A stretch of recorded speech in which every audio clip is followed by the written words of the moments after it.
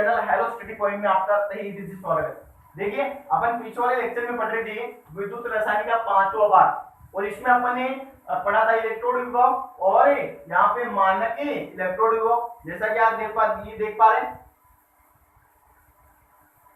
हाँ, जैसा कि आप देख पा रहे हैं। अब देखिए इसमें अपन ने एक आज बहुत ही अच्छा टॉपिक डिस्कशन करने वाला है, क्योंकि मैंने बोला था कि यहाँ पे जो हमारे इलेक्ट्रोड विभव है वो दो प्रकार का होता है, मानक इलेक्ट्रोड विभव और अपन बोलेंगे कि संदर्भ इलेक्ट्रोड विभव। तो देखिए संदर्भ इलेक्ट्रोड विभव थ्योरी की दृष्टि से बहुत इंपॉर्टेंट है और साथ में वो पूछ लेता है कि संदर्भ इलेक्ट्रोड विभव के कितने प्रकार। तो अपन इसका आज डिस्कस करेंगे। और देखिए आप हमारे चैनल पर नए हैं तो इसको लाइक कीजिए, सब्सक्राइब कीजिए और साथ में शेयर करना ना भूलिए। तो यहाँ पे अपन बात करने वाले हैं संदर्भ इलेक्ट्रोड विभव के बारे में, और ये संदर्भ इलेक्ट्रोड विभव बोर्ड की दृष्टि से बहुत बहुत इंपॉर्टेंट है और हमारा ये लेक्चर हो जाएगा आज का 6वां लेक्चर। तो यहाँ पर रेफरेंस इलेक्ट्रोड विभव इसका अपन डिस्कशन करेंगे, तो आप इसको समझिएगा। देखिए संदर्भ का मतलब वो आप समझेंगे कि बेसिक इसका जो मीन्स क्या, इसका तात्पर्य है। तो हमेशा आप याद रखिए कि ऐसा इलेक्ट्रोड होता है जिसका विभव सभी इलेक्ट्रोडों के सापेक्ष ज्ञात होता है। तो यहाँ पे आप इसको यूं समझिए कि देखिए हमारे पास इलेक्ट्रोड विभव की गणना करने के लिए दो इलेक्ट्रोडों का होना अनिवार्य है। मतलब एक इलेक्ट्रोड का विभव दूसरे इलेक्ट्रोड के सापेक्ष ज्ञात होना चाहिए। आप यहाँ पर देख सकते हैं कि मैं आपको बताने वाला हूं कि मानक इलेक्ट्रोड विभव की परिभाषा देखिए कि ऐसा इलेक्ट्रोड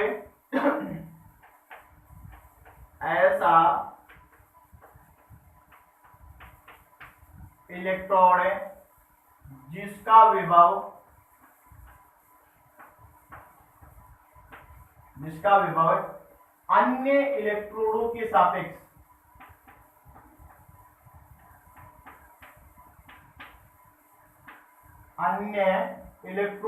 सापेक्ष क्या हो, ज्ञात हो। अन्य इलेक्ट्रोडों के सापेक्ष ज्ञात हो उसको अपन क्या बोलते हैं, उसको अपन मानक इलेक्ट्रोड विभव के नाम पे जानते हैं। देखिए जो विद्युत रासायनिक श्रेणी है उसमें सर्वप्रथम जो इलेक्ट्रोड विभव अपने मानक इलेक्ट्रोड विभव वो बनाया था हाइड्रोजन को, कि यहाँ पे हाइड्रोजन को मानक इलेक्ट्रोड विभव के रूप में माना था। और ये जो हाइड्रोजन मानक इलेक्ट्रोड विभव है, या आप यूं बोल सकते हैं कि जो हमारे मानक इलेक्ट्रोड विभव है वो एनोड की भांति भी कार्य कर सकते हैं और कैथोड की भांति भी कार्य कर सकते हैं। वो कैसे, वो समझिए कि यदि हाइड्रोजन के ऊपर जो धातु आ रही है, हाइड्रोजन के ऊपर धातु आ रही है, मान लीजिए कोई मेटल आ रही है, तो वो किसकी भांति कार्य करेगी, वो एनोड की भांति कार्य करेगी। और जो हाइड्रोजन है फिर वो हाइड्रोजन किसकी भांति कार्य करेगा, वो कैथोड की भांति कार्य करेगा। लेकिन ऐसा भी हो सकता है कि मान लीजिए ये धातु हमारे पास ऊपर वाली धातु अपन नहीं ले रहे हैं और हम इस हाइड्रोजन से नीचे वाली धातु ले रहे हैं कि यहाँ पे मान लीजिए कोई मेटल है, तो फिर हमारा ये जो नीचे वाली धातु है ये किसकी भांति कार्य करेगी, ये कैथोड की भांति कार्य करती है। और यहाँ पे जो हमारा हाइड्रोजन है वो एनोड की भांति कार्य करता है। तो वो डिपेंड करता है कि जो दूसरी धातु इसके सापेक्ष अपन इसके रेफरेंस में लेते हैं वो इसके ऊपर वाली है या इसके नीचे वाली है, और इसी आधार पर, इसी हाइड्रोजन के आधार पर हमारी विद्युत रासायनिक श्रेणी बनाएगी। वो विद्युत रासायनिक श्रेणी सक्रियता पे डिपेंड है। मैंने पहले भी बोला था कि यहाँ पे जो धातु ऊपर की तरफ आ रही है विद्युत रासायनिक श्रेणी में ऊपर की तरफ है, यानी कि जिसका इलेक्ट्रोड विभव का मान कम है या जो ऊपर की तरफ आती है वो एनोड की भांति कार्य करती है, और जो धातु नीचे की तरफ आती है जिसके इलेक्ट्रोड विभव का मान अधिक हो वो कैथोड की भांति कार्य करती है। तो हमारा यहाँ पे इंपोर्टेंट पॉइंट निकल के ये आया है कि जो संदर्भ इलेक्ट्रोड विभव है, संदर्भ इलेक्ट्रोड विभव, वो एनोड तथा कैथोड दोनों की भांति, संदर्भ इलेक्ट्रोड विभव एनोड तथा कैथोड दोनों की भांति कार्य कर सकती है। वो डिपेंड करता है कि सक्रियता श्रेणी में ऊपर है या नीचे कार्य करती है। वेरी वेरी इंपॉर्टेंट पॉइंट है, याद रखेंगे और अपन इसको आगे थ्योरेटिकली समझाएंगे। देखिए एग्जांपल के माध्यम से इसको अपन डिस्कशन करेंगे। यहाँ पे कई बार बच्चे ये पूछ लेते हैं कि सर आप बोल रहे हैं कि यहाँ पे इलेक्ट्रोड विभव जो अपन ने माना है वो हमें क्या हो, ज्ञात हो, तो ज्ञात कितना होता है वो बताइए।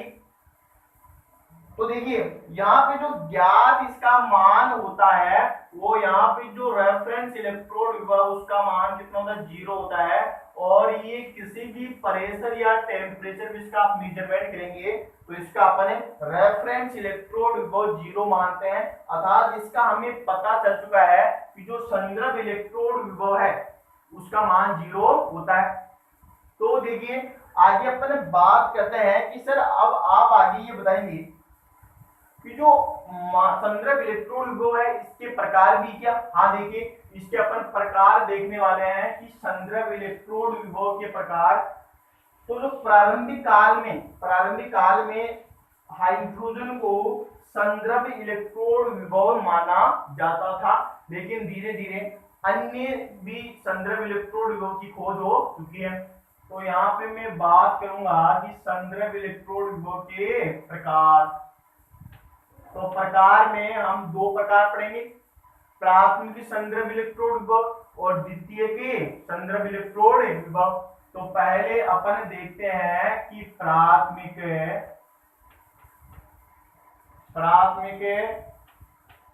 संदर्भ इलेक्ट्रोड विभव। और इसका बहुत ही अच्छा एग्जांपल है कि हाइड्रोजन की अपन इलेक्ट्रोड बनाते हैं, हाइड्रोजन इलेक्ट्रोड।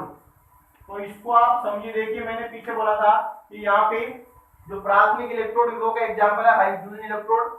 और यहाँ पे देखिए मैंने क्या बोला था यहाँ पे कि ये एनोड की भांति भी कार्य कर सकती है और कैथोड की भांति भी कार्य कर सकती है। तो फॉर एग्जांपल आप देखेंगे कि यहाँ पे जो H2 है ये देखिए गैस फॉर्म में होता है और उसके बाद में क्या करता है कि 2 इलेक्ट्रॉनों का त्याग करेगा। और अपन जानते हैं इलेक्ट्रॉनों का त्याग कर रहा है मतलब क्या हो रहा है कि ये ऑक्सीकरण हो रहा है। तो अपन इसको क्या बोलेंगे कि ऑक्सीकरण विभव।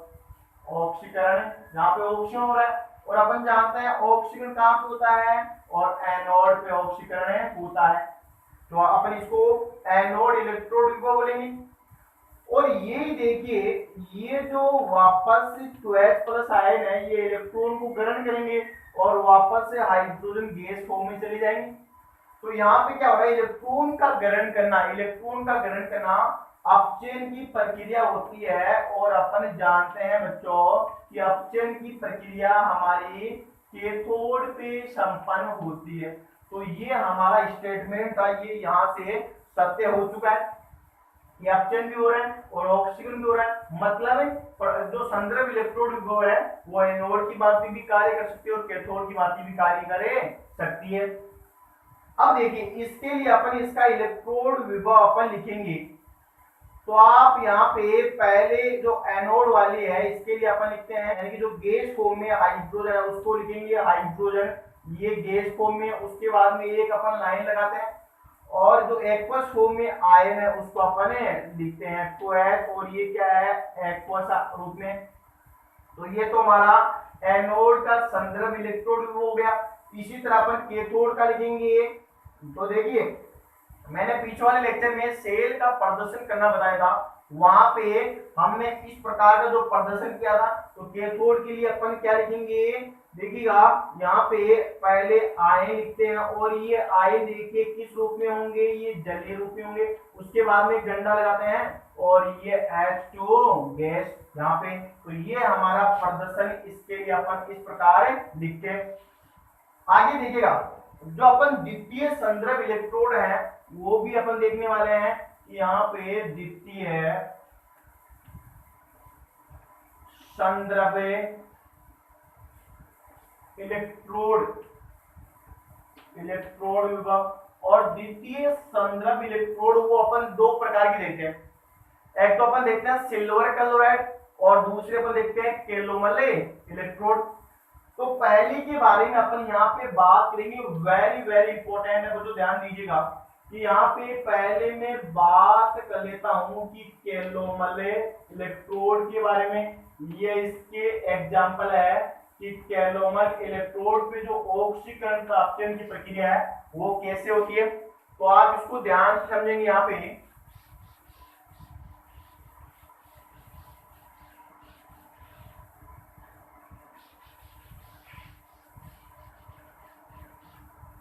तो देखिएगा, पहले अपन केलोमल की बात कर लेते हैं। तो केलोमल में देखिए ये होता है Hg2Cl2 और ये जो हमारी संद्रव इलेक्ट्रोड विभव है जो द्वितीय प्रकार की है, यह भी देखिए एनोड और कैथोड दोनों की भांति कार्य करती है। तो मैं यहाँ पे देखिए लिखता हूं कि 2Hg2Cl2 और इसने इलेक्ट्रॉन ग्रहण किया, यहाँ पे इसने इलेक्ट्रॉन ग्रहण किया, ये इलेक्ट्रॉन ग्रहण किया तो इलेक्ट्रॉन ग्रहण करके ये Hg और प्लस Cl माइनस और ये किस रूप में है, ये जलीय अवस्था में। तो यहाँ पे आप देख सकते हैं कि इसने इलेक्ट्रॉन ग्रहण किया है, मतलब क्या हुआ है, अपचयन हुआ है। और अपन जानते हैं अपचयन, अपचयन कहाँ पे होता है, अपचयन कैथोड पर होता है।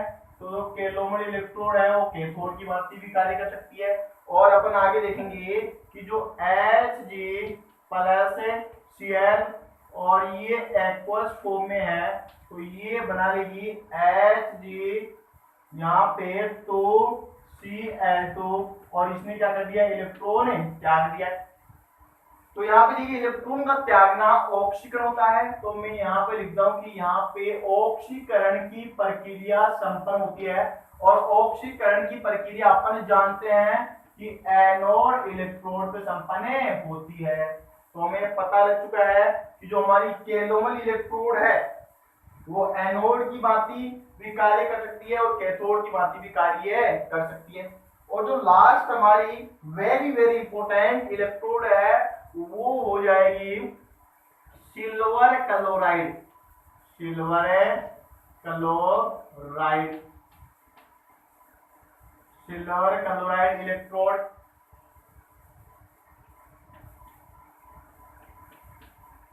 तो ये होती है AgCl, यहाँ पे देखिए AgCl, इसमें भी आप देख सकते हैं कि ये हमारा AgCl है, इसने क्या किया है, इलेक्ट्रॉन ग्रहण किया है। तो ये किस रूप में चला जाएगा, Ag सॉलिड फॉर्म में चला जाएगा और Cl ने एक इलेक्ट्रॉन ग्रहण किया है और ये जलीय अवस्था में चला जाता है। इलेक्ट्रॉन का ग्रहण करना यहाँ पे अपचयन होता है और अपचयन हो रहा है मतलब अपचयन कैथोड पे होता है। और दूसरा अपन देखेंगे कि जो Ag सॉलिड फॉर्म में है ये Cl के साथ वापस जुड़ के क्या बनाएगा, ये AgCl सॉल्यूशन है, AgCl बनाता है।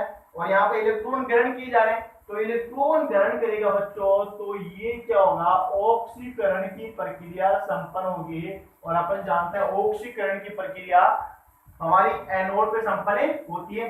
तो ये आज हमारा संद्रव इलेक्ट्रोड विभव के बारे में जितना भी अपन ने पढ़ा है वो मैं आशा करता हूँ कि आप आसानी से समझ चुके हैं। तो यहाँ पे देखिए सबसे इंपोर्टेंट हमारे जो प्राथमिक इलेक्ट्रोड विभव है और जो हमारी यहाँ पे देखिए सिल्वर क्लोराइड, ये वेरी वेरी इंपॉर्टेंट है बोर्ड की दृष्टि से। तो ये बोर्ड में एग्जाम्पल पूछ सकते हैं। और इसके बाद में अपन नेक्स्ट लेक्चर में बात करेंगे कि जो हमारा विद्युत अपघटनी शेल है और उसमें अपन देखेंगे कि विद्युत अपघटन किसे कहते हैं, विद्युत अपघटन क्या होता है और जो विद्युत अपघटनी शेल और हमारा जो गैल्वेनिक और वोल्टिक शेल में क्या अंतर है। तब तक आप पढ़ते रहिए, मस्त रहिए और मैं आशा करता हूं कि मिलेंगे अगली कक्षा में नए जोश और जुनून के साथ। तब तक आप स्वस्थ रहिए। ओके।